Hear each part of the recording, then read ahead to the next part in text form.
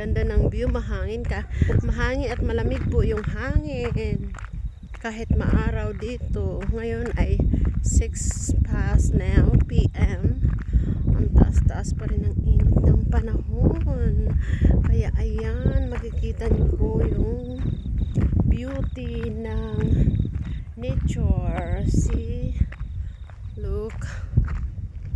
Diba? Ang sarap. Ang sarap po maglakad. Kaya si Kikay nai-enjoy sa 1,000 step.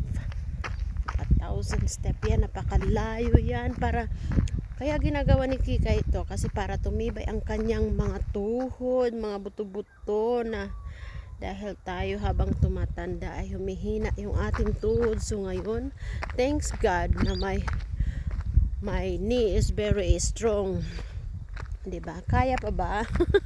Kasi nagpa-flying saucer si Kika. Ayan. Gustong-gusto niya maging healthy beauty lang siya lagi. Ayan. Thanks God na binigyan ako ng healthy life living. O, tingnan mo, ang cute na mga white butterfly. Natutuwa ako sa kanila, mga white butterfly. Palipad-lipad lang sila dyan sa harapan ko. Yan. Diba? Nakakatuwa kaya sila. Oh. Ang liliit na mga white butterfly.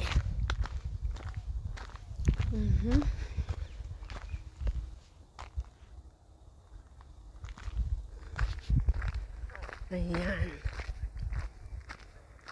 Ang sarap-sarap mag-akyat baba sa hagdanan. This is po calling 1,000 step. So, 1,000 step. Dati doon ako pumatong sa bato na yun. Nag-selfie ako doon at nagburbalintong ako doon. Ang ganda kaya. Tingnan mo. Ang bulaklak na ito. Ang ganda, diba? Nakakatuwa, diba? Tapos ayan ang butterfly, puti. Lilipad-lipad. Diba? Ang ganda ng view.